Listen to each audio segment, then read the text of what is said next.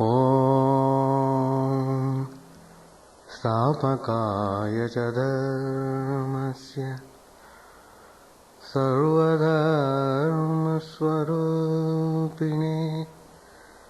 स्थापकाय च धर्मस्य सर्वधर्मस्वरूपिणे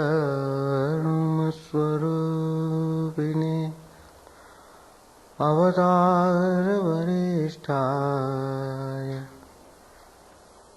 रामकृष्णाय ते नमः। असतो मा सद्गमय तमसो मा ज्योतिर्गमय मृत्योर्मामृतङ्गमय।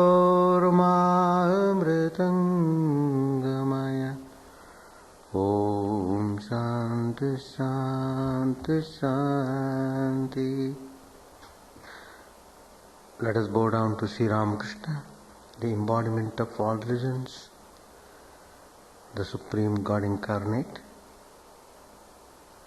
Let us pray to Him to lead us from the unreal to the real, to lead us from the darkness of ignorance to the light of knowledge, to lead us from death to immortality. Today's topic, the supremacy of grace.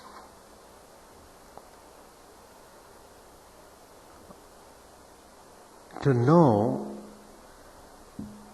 the supremacy of grace, we must have some purity in our heart. To understand the grace of God is operating everywhere,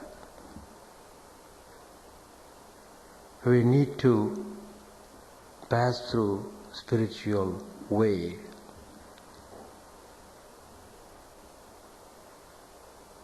Well, everything is happening by God's grace alone. That's the fact. If you realize this, you will be peaceful, you will not be disturbed, you will not be shaken, you will not lose your spirit, and you will be conscious of what you are doing. You are fully aware that everything is in the hands of God, and you have totally surrendered to Him. So when you have taken full refuge in God, you will realize how God's grace is supreme and how it is functioning. It's very interesting to observe these things in our life, in our activities, and in the things going on in the world.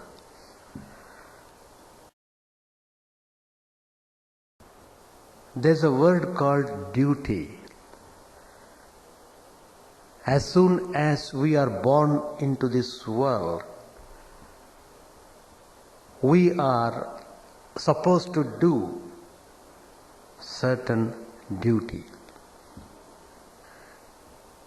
In order that everyone may perform one's allotted duty and feel a sense of participation in the expedition, everyone is given a sense of freedom. That's very important. A sense of freedom and accountability is essential to keep one on the right course. Finally, we find that even that sense of freedom is a gift of God. When that sense dawns, one will find that grace and self-effort are not contradictory but complementary. So, everyone has to learn this lesson.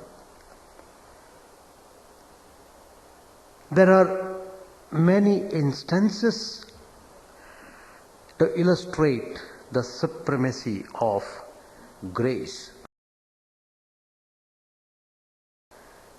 And it is joyful experience to realize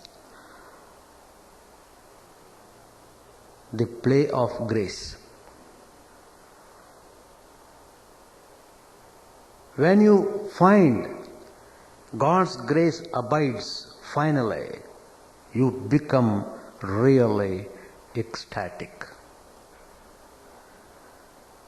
There are many instances, as I said, and this grace is operating in all levels throughout the universe from time immemorial. When the creation starts, grace of God operates instantly. Without God's grace, nothing can happen. Even the movement of a blade of grass is by the grace of God.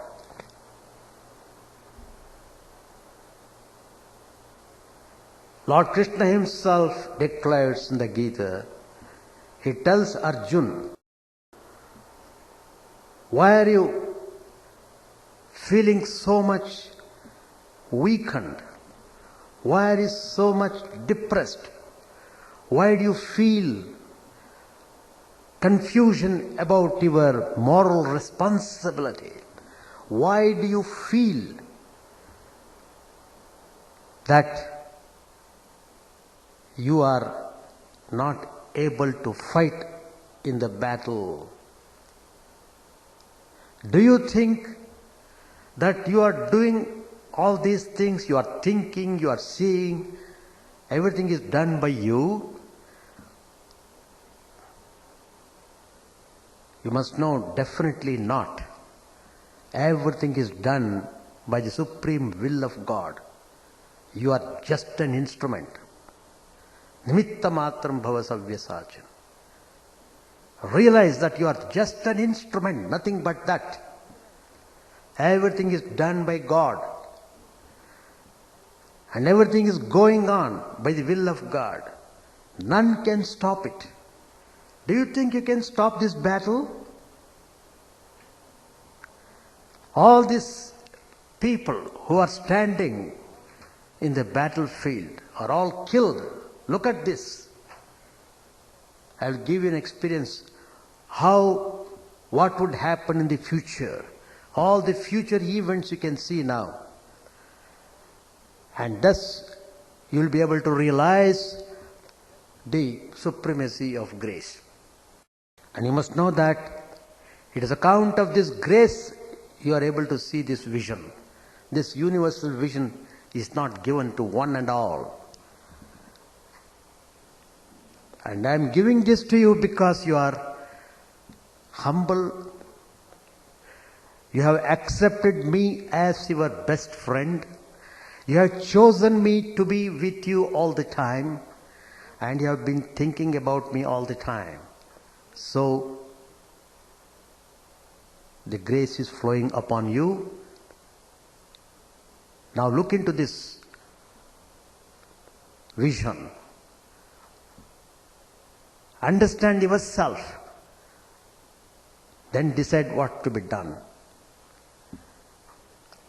Then he shows the universal form, Vishwarupa Darshan. Vishwarupa Darshan. Millions and millions of people, beings are being created. Millions and millions of people and beings are being destroyed. Just like bubbles rising up and dissolving immediately in the vast expanse of water. Just like that, things are happening in terrific speed. Terrific speed. And Arjuna was seeing in that wonderful form how all the people are being killed in the battlefield, and how everyone has to leave his mortal frame. And none can stop it. None can stop. And when he was seeing all these things, he got into a stage, he was frightened. What is this? Oh Lord Krishna, please take back this vision. I have realized that every movement, every breath is because of your own sweet will, because of your own sweet grace. I realize it. There is nothing more now I can boast of myself. There is no ego anymore. I can never say, I cannot do it, I will do it. This nonsense I is no more there. When you assert your nonsense I, you become utterly miserable. The more you boast yourself, the more you are in for suffering. So,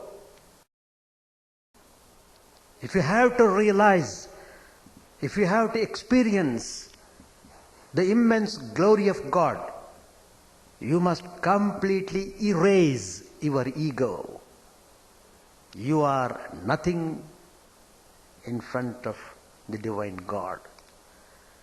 Your little ego is just merged into this broad universal ego, which is God Himself.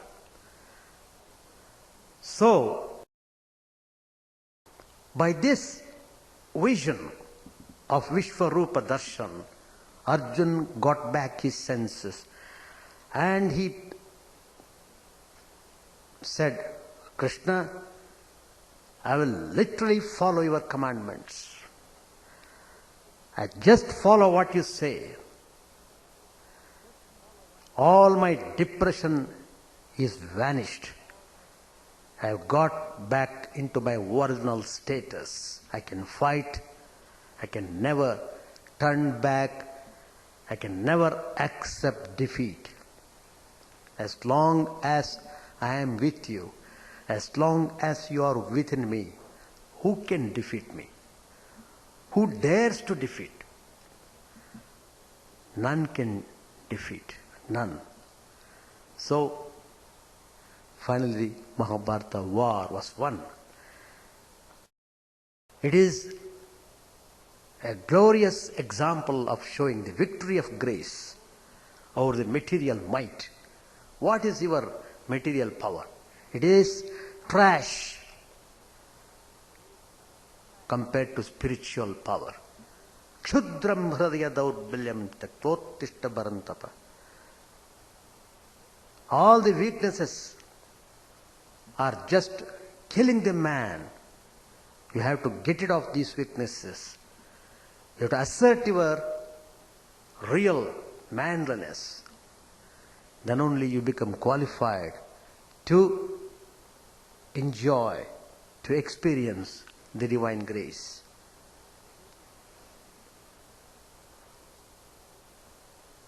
Vishwamitra, a great Rishi, he became great because he realized the power of spirituality. Compared to that spiritual power, all else is nothing.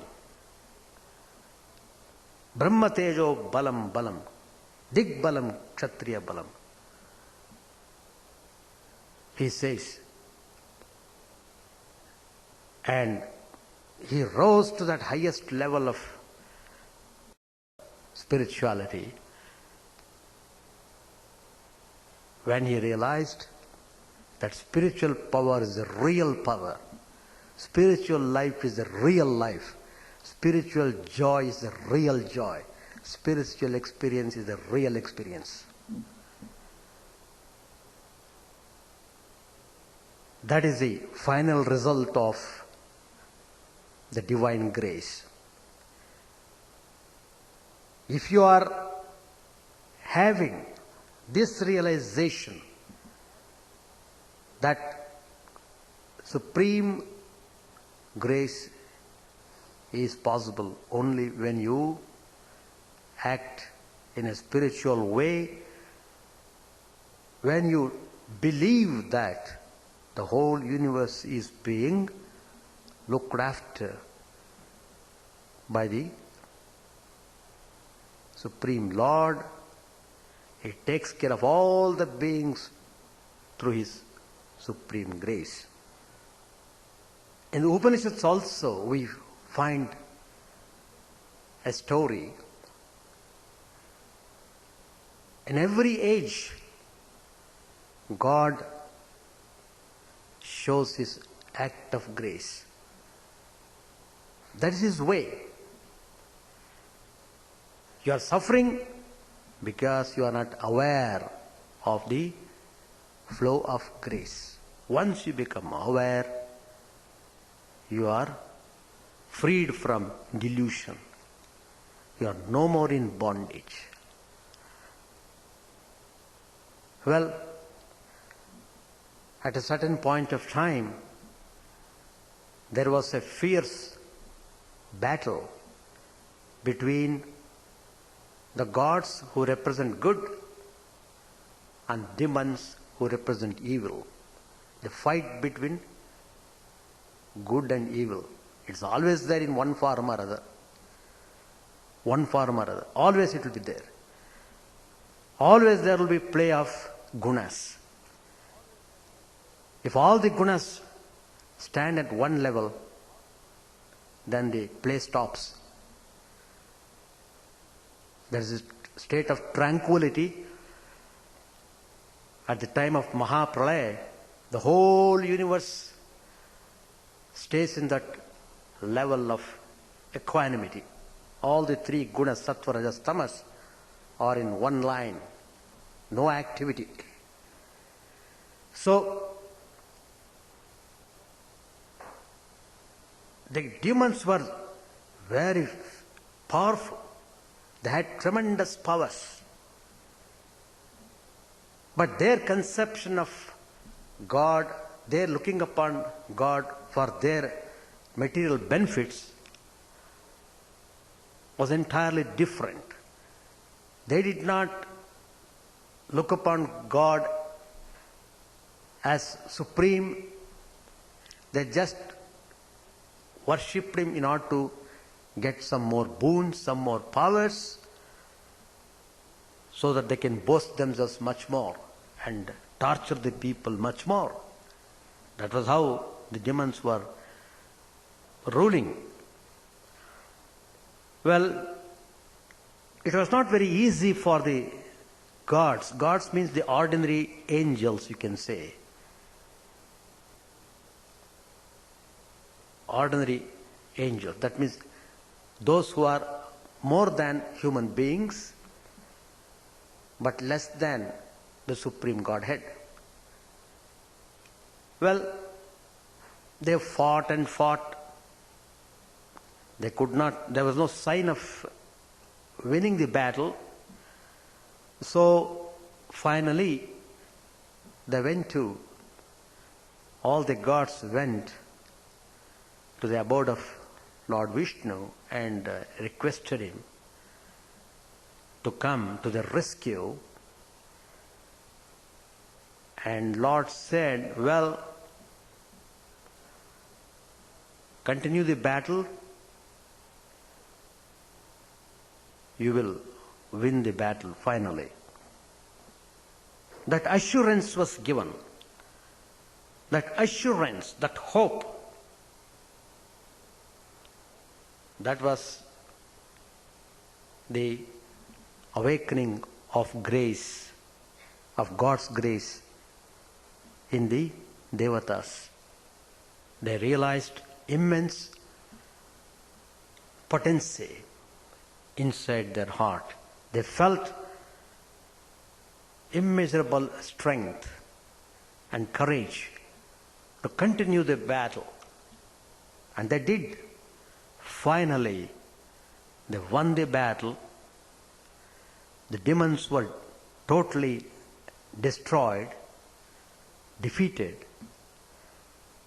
And then, they want to celebrate the victory. And they were all engaging themselves in various types of celebration. And each one was just expressing how he fought and how he was able to defeat a particular person and so on and so forth. In a way, all these gods were boasting of themselves, and they are taking the credit. They won the battle because they fought so fiercely. Once that ego crept into their mind, then the Supreme Godhead thought, this is not good. These people are thinking they won the battle because of their own power. It is not so. It is because of the divine grace they won the battle. The divine grace acted invisibly and more forcibly, giving them a sense of duty, giving them a sense of freedom, giving them a sense of accountability. They could win. But they have forgotten that it because Lord Vishnu gave them the assurance and hope, they could win the battle. Anyway, they were all, in a way, behaving very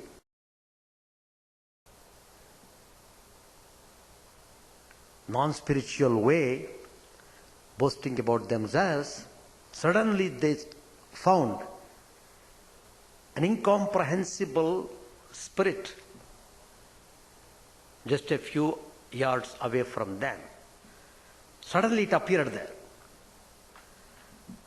Because of the sudden appearance of that spirit, all these gods were frightened.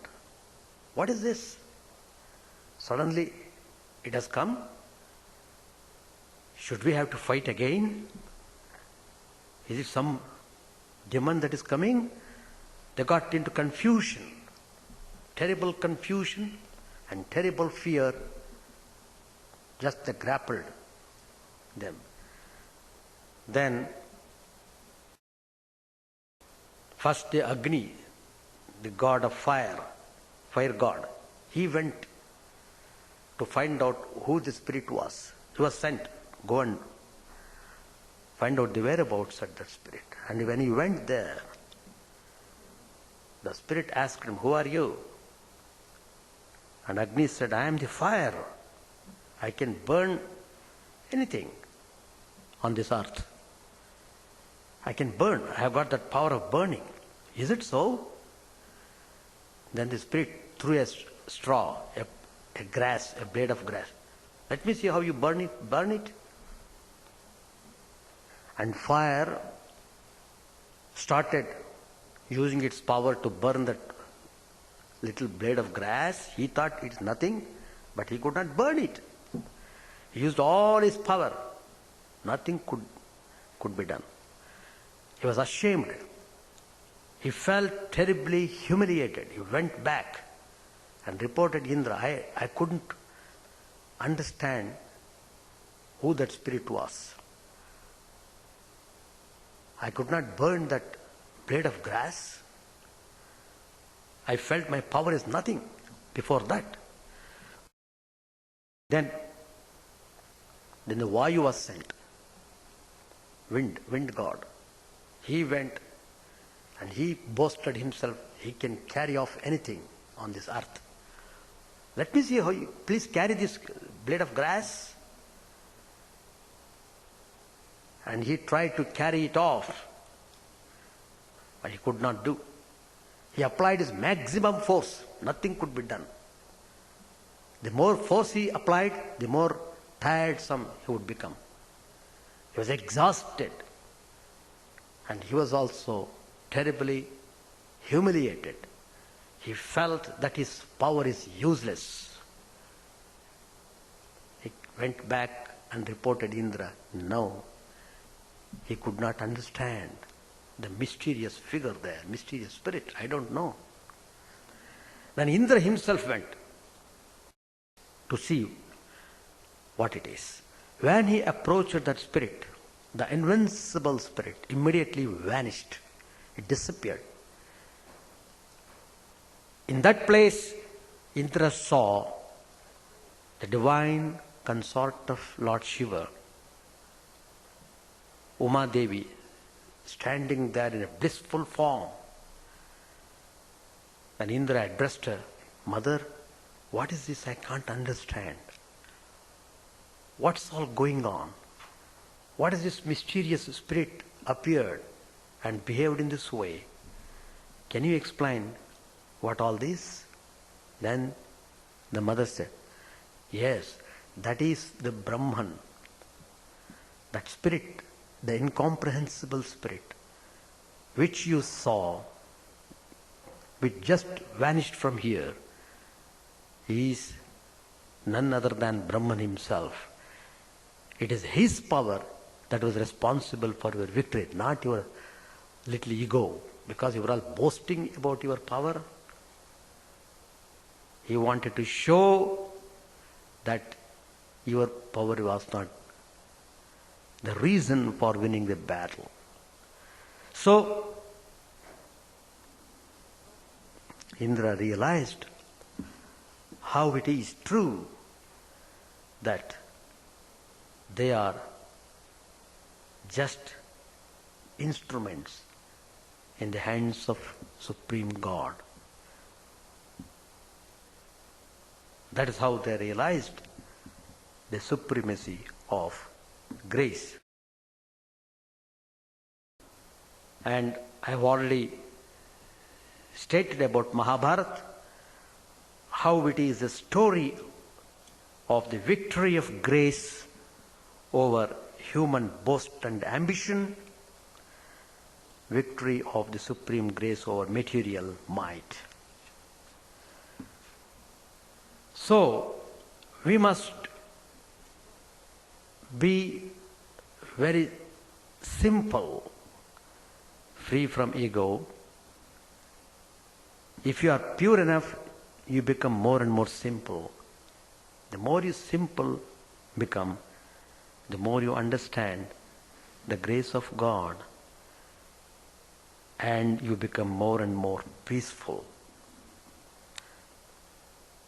Grace operates in many, many ways.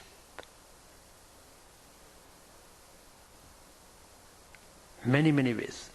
Even to think, why my whole life is gone, I have not done any spiritual practice, just playing and playing. I am fed up with this play. Should I not think of God? Should I not think some spiritual ideas and try to see what best I could do myself? Even that idea of thinking, coming towards God, means that the effect of grace is upon you, and you are feeling the effect in a way On account of God's grace only, you are able to turn a bit towards God. Even sometimes, many times we are in different moods, Sometimes we are in a mood to worship God. Suddenly, the mood comes to meditate upon God. Suddenly, the mood comes to sing about God, to do bhajans, singing, and to read about the glories of God. All these are the acts of grace. And sometimes grace acts this way, to give an awakening to us, so that for some reason or other, you should be turned towards God. Once you turn sincerely towards Him, you will find how you are just overwhelmed by God's grace. And there is a famous incident in Sri Ramakrishna's life we come across, how God's grace operated and how wonderfully it operated. Sri Ramakrishna started worshipping Divine Mother Kali. He knew very well the Supreme Brahman, Parashakti, Paraprakriti, Parabrahman is verily Divine Mother Kali. He knew very well and he wanted to realize it, and he dedicated his whole life and he underwent all rigorous, very rigorous discipline to have that experience in this very life.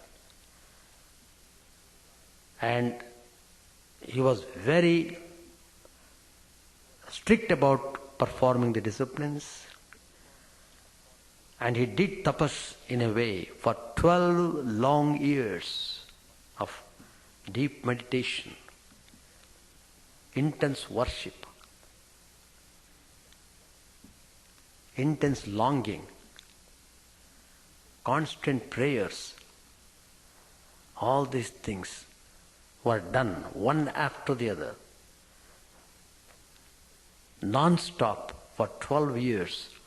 His whole mind, whole being was saturated with the idea of Divine Mother. And finally,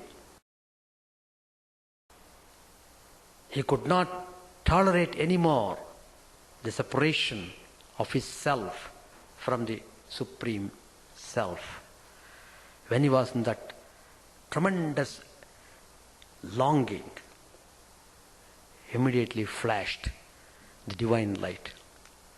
When it flashed, it removed all the doubts and all the things that were obstructing his vision.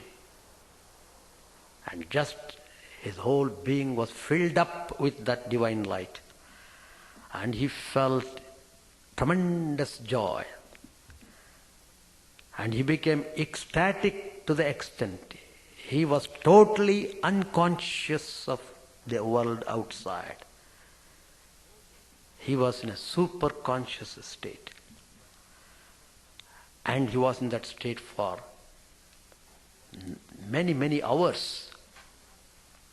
For a few days he was in that ecstatic state, so that he was well established in that experience, so that he could never forget that, so that he can be convinced that it was not a hallucination, it was not simply a play of the mind. No, it was a reality. In order to establish that fact, he had that experience for a long time. And not only that, afterwards, he was having the vision of the mother all the time in his heart.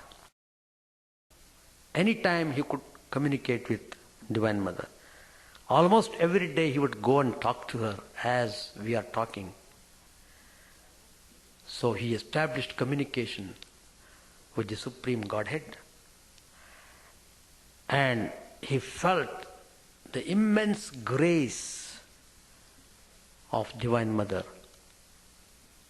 How, by her grace, he could practice all the disciplines. He practiced Christianity, practiced Mohammedanism, practiced all different ways of spirituality in Hinduism. And finally, he arrived at the truth that all paths lead to the same goal. Whatever discipline you practice, you are reaching the same Godhead. And how he integrated all the religions of the world. And that's the way how we should conduct ourselves in this modern world. No animosity towards any being, no distinction amongst ourselves. All are children of God. Then everybody should live in that feeling. Brothers and sisters of America, that's why Swami Vivekananda addressed, because of that realization. Because of Swami Vivekananda's contact with Sri Ramakrishna, he realized that, really speaking, there is no difference amongst the people. They are all children of God. They are all infinite rays of sun. Each being represents a ray, and God, Supreme God, is the sun. Finished. Everyone is a ray, merging into sun. So,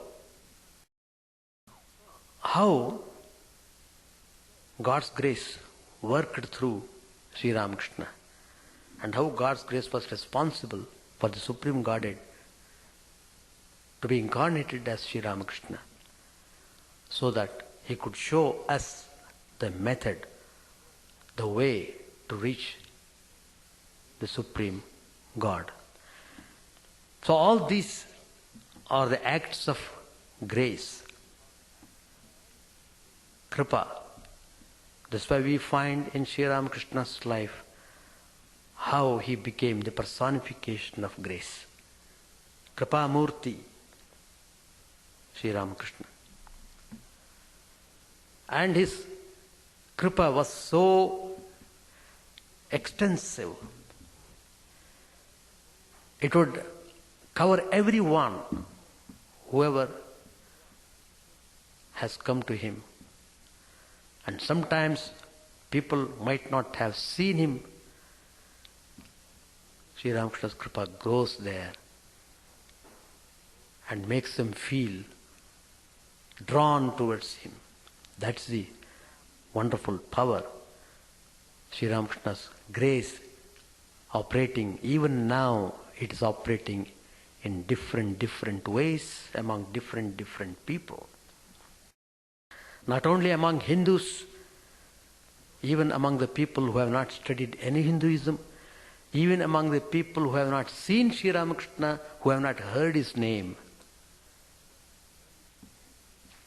Is it not extraordinary? It is extraordinary. It is remarkably extraordinary. One instance I would like to give you in this connection, that I had been to Austin for a program.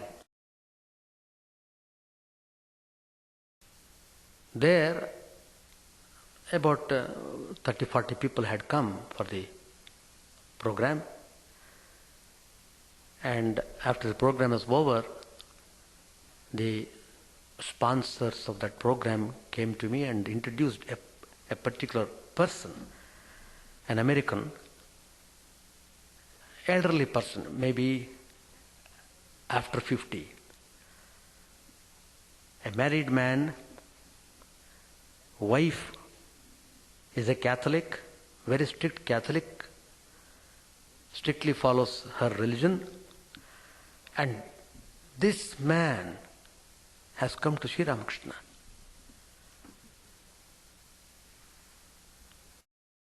I reached Austin on Friday. Friday night we had gospel class. Friday night. Not gospel class, get together. And of course I spoke a few words. 2 hours drive, that gentleman had come to attend that program, Friday night, to attend that program. 2 hours he has driven from his home and he attended. Again he went back to his home. He didn't stay there anywhere. Next day he came to the program which we had in some other place, morning at 11 o'clock, 10:30, 11. He came to that program also, again driving all the way. And he was explaining how he came to Sri Ramakrishna, how that inspired him, and how that was responsible for him to come. Whenever anything about Sri Ramakrishna is discussed, any Swami who represents the order comes, he is definitely present there. And he wants to be present. He has told everybody to inform him wherever he is. He has given all his addresses and phone. And he was telling his experience, how he got into Sri Ramakrishna. Look at that. He had never heard of Sri Ramakrishna before, let alone studying his gospel or teachings. But then what happened was, he had a dream. In the dream he saw Sri Ramakrishna, not knowing he was Sri Ramakrishna. That's the beauty. Simply he saw vividly. He saw Sri Ramakrishna, a very benign look, looking very gracefully and looking closely to him. Just that. That form was so much impressed upon his mind, but he did not know whom to ask. First of all, he did not know the name at all. How does he know? He presumed probably he may belong to India, a saint of India maybe, like that. He was just thinking upon himself. Then some other day, probably after a month or two, he came across a book in a library. There suddenly he saw a photograph of Sri Ramakrishna, which he exactly saw in his dream. Then he came to know the name, Sri Ramakrishna. Oh, it is Sri Ramakrishna whom I saw. That was his turning point, and he began searching. He began to find out the address and this, that.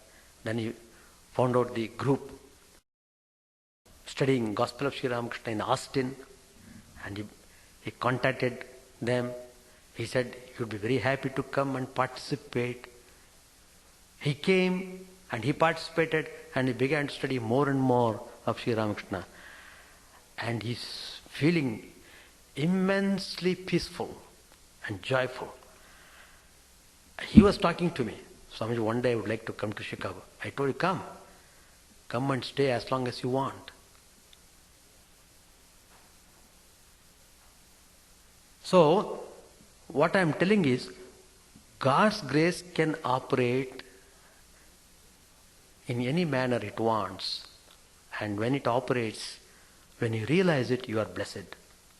You are blessed when you realize it. That's very important. Sometimes you may not realize it, even though grace is there.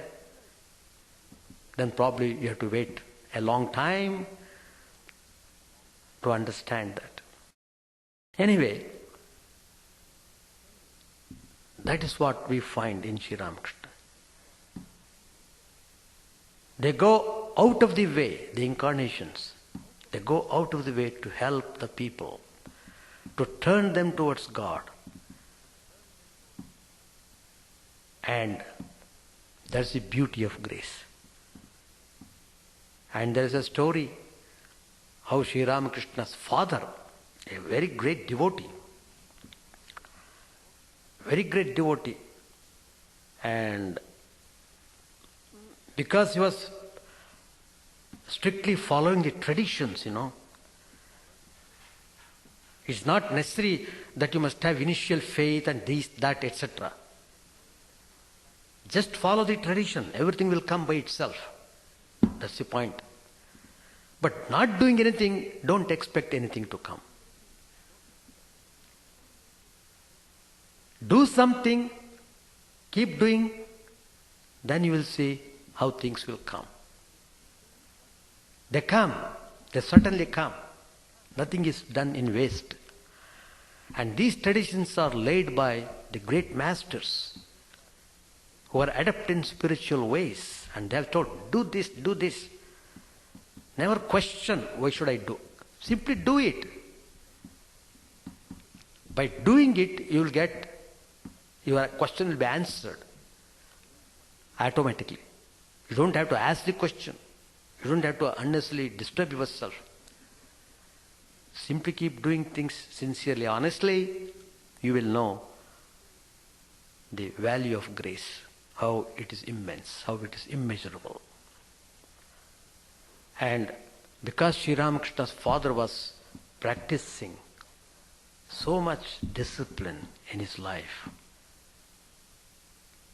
that's why we find the great Supreme Godhead was born as the son of this person, Kshudiram Chattopadhyaya, his name,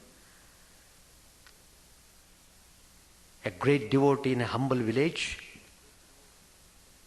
a very strict orthodox Brahmin, extremely truthful, austere, simple, contented. All the qualities which you see described in the Bhagavad Gita are just in the nature of Kshudiram in a very natural way. And he was respected so much by the villagers. He never expected any respect to be given to him, but the people began to give him respect on account of his quality. If he was walking in the street, the people would give way to him. A great man is coming. We should not obstruct his path. They would stand up if they were sitting. They would stand up. And it is true.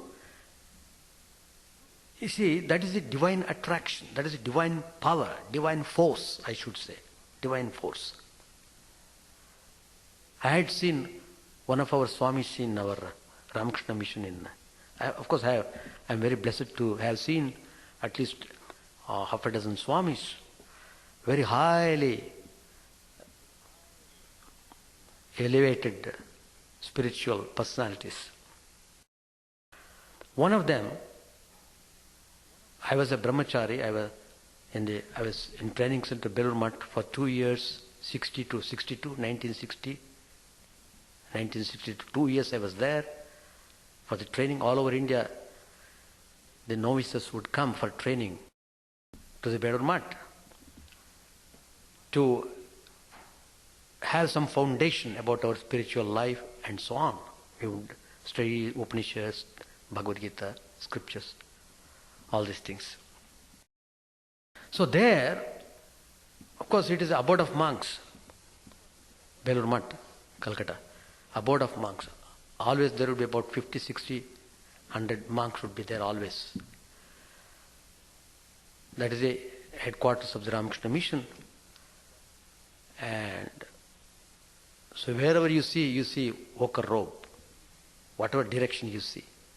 And our training center was located in such a way we are not exposed to any outside sights at all. The area is so vast. Anyway, I would walk. The Belur Math was on the bank of Ganga. Ganga comes from Himalayas, runs through Calcutta and joins in Ganga Sagar. That's the place where Ganga was made to flow on the ashes of the Sagar Chakravarti. There is a story in Bhagavad how all those people were get into higher region, they were purified by the flow of Ganga. Bhagirath, a great saint, brought Ganga from heavens. And that is the place. It's a very famous place. Every year, 300, 400,000 people gather there to celebrate. A Mela, a huge Ganga Sagar Mela, they call. And so, I was just walking. Suddenly I saw all the monks near the monks' quarters. They were all standing up. I was a brahmachari with a white dress. I was stunned. What is this happening? Why? Suddenly they stood up. I was just looking at it with wonder. And from a distance I saw a Swami was coming towards the temple, and these monks were standing up. He is far away. The reason was that Swami was very great, spiritually very great, mother's disciple. His name was Madhvananji. When he passed away, his body, when he left his mortal frame, he uttered Durga, Durga, Durga. Last breath, Durga. He left his body. He had come to America also for some operation. Extremely simple, extremely great. He is a person who has written commentary on Brihadaranyaka Upanishad, Sanskrit commentary. It's very tough. And he has translated into English Shankaracharya's commentary, Brihadaranyaka Upanishad. It's a masterpiece he has done. Being a General Secretary, he was General Secretary of the mission, extremely busy. In spite of his busy schedule, he would write Brihadaranyaka Upanishad, he would read scriptures, he would meditate. You can set your time seeing his window. Exactly at 3 o'clock you would wake up, morning. You can set your time. Days and months and years he was practicing like this. And for about his simplicity, I will give just an example. He would go for bath, and he would require, for taking bath, he would say, just keep me 1 tub of water, that's all, no more. He would just use that. He didn't want to waste anything. Very thoughtful and very great. So I am just giving you an example how that spiritual power, they don't expect it, but you are drawn, you are tremendously drawn towards them. That's the beauty of spiritual power. Where there is more spiritual power, there the grace operates wonderfully well. It's God's grace working. That's the point we should understand. And here, Kshudiram was so well set in his spiritual disciplines. Once he was taking rest under a tree. Suddenly, it was a noontime, suddenly he felt a dream. In the dream he saw Narayana. And he said, look, he was telling Kshudiram, wake up immediately and go there. He showed the direction also, a few yards, not very far away. There's a salagram. Salagram is a symbol, just like Shivalinga. Shivalinga is a symbol for worshipping Lord Shiva. It is a crystal, varieties of stone also they make, the Shivalingas are formed. But in the same way, salagram is also a symbol. And he said, please go and pick it up and take to your home and worship. I want to be in your home. Now onwards, I want to receive your worship every day. And he was stunned. And of course he was telling, I am a poor Brahmin I don't know how I would do worship. Don't grumble. Don't talk about all such things. I will take care of myself. Don't worry. Take me to your home and do worship. That's all. And suddenly woke up and he went a few yards. He saw just then a serpent was covering that stone that just left and vanished. And he saw that salagram and he took it. He brought it to home, started worshipping it. That's Raghuvir Salagram. Even now it is there. Raghuvir Salagram, it's called. Sri Ramachandra. And he was such a great person. And how God's grace worked on him. He chose him. He selected him. It is not Khudiram's calling God. Come on. It's God coming to him. That's the grace. How God operates. If you are ready, God certainly manifests in you. And another day, what happened was, he was walking along. He wanted to visit a nephew. It was already crossed 12 o'clock, but suddenly he saw a bilwa tree there.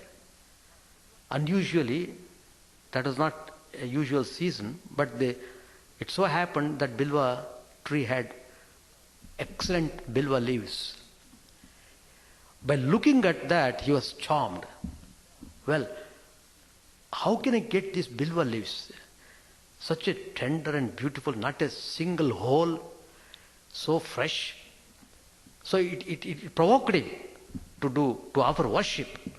So all the way he went back home. He plucked the bilwa leaves, went back home by walking. There was no automobile at that time. He would walk and walk and walk. And he did worship. By the time he offered worship to Lord Shiva and everything done, it was about 4 o'clock or so. Till then he had not taken anything. No food was there. Afterwards he took something. That is the way how the grace operates. How the grace operates. If you connect yourself to God, everything becomes grace to you. That's the point you should remember. But connection is important. If you don't connect, then you can't understand the glory of grace. So, sometimes the grace is soft, sometimes the grace is very tough, because you have to pass through lots of painful experiences before you realize the grace of God. They give the example of some diseases. Some diseases can be cured by ordinary drugs. If you take, in a day or two you'll be all right. But some diseases, drugs will not operate. You have to cut, apply the scissor, surgery. You have to do it. But afterwards you feel highly relieved. Oh, it was great. It was great operated upon. No more pain, no more suffering. It's just like that. In the life also, things happen. We pass through some terrible crises, sufferings.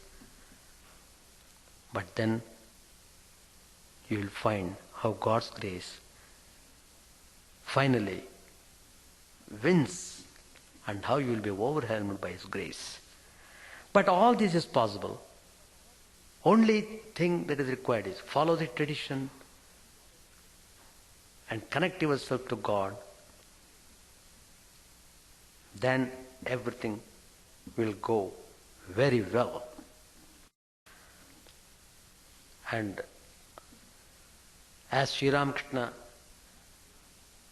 was a personification of Kripa, Holy Mother Sri Sharda Devi was also the personification of Kripa.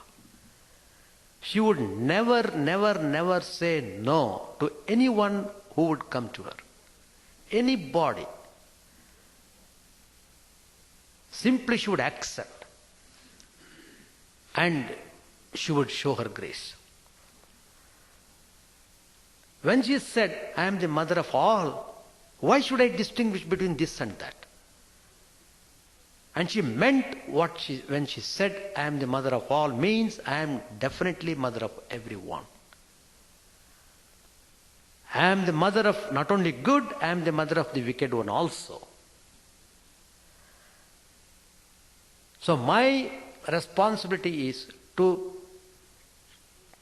show grace, to uplift them in whatever way they are, and they get more than what they deserve. They get more than what they deserve. That is grace. So, we have seen how the Pandava's mother had to pass through terrible sufferings, but then she was always happy because she was feeling the flow of grace all the time. And she would shed tears of joy by seeing Lord Krishna. And she said, "Oh Krishna, these sufferings are nothing. As long as you are with me, what are these sufferings? They come and go. What does it matter? But you are important for me. So when you are here, I am prepared to undergo any sufferings. It doesn't bother me." So that's the way how we should think of God. So let us try to believe that, and the whole thing is being operated by God. Lord Krishna himself tells in the Gita, "Daivi hesha gunamayi mamaya duratyaya mameva ye prapadyante maya metan tarantite." The whole universe is functioning on account of me, and it is true, it is difficult to get over this Maya, but he who takes refuge in me, definitely he can cross. I will make him cross this Maya. That's how Lord Krishna assures, and let us feel ourselves more. The more you worry yourself, the more you have to worry, keep on worrying. But the more you surrender to God, the more you stop worrying yourself, God worries about you. God thinks about you. Well, my boy is always thinking about me. He doesn't know what to do, etc. Let me go and do it. And he will do for you. Anyway, God's grace is supreme. If you understand it, you feel less egoistic. The less egoistic you are, the more you feel the grace of God. So with these words, I conclude my talk. May Sri Ramakrishna and Holy Mother bless you in every way and make your life meaningful and purposeful. Thank you very much.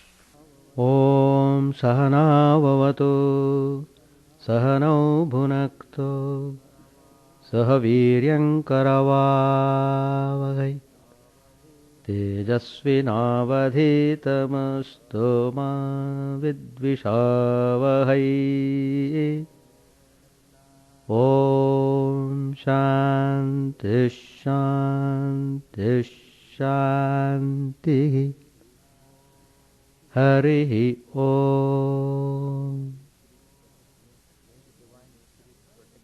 May the Divine Spirit protect us, guide us, give us strength and right understanding. May we not hate one another. May love and harmony be with us all. Peace, peace, peace be unto all. May the Divine Lord protect us. May He nourish us. May we work in harmony with great vigor. May our study be illuminating and fruitful. May we not hate each other. Peace, peace, peace be unto all.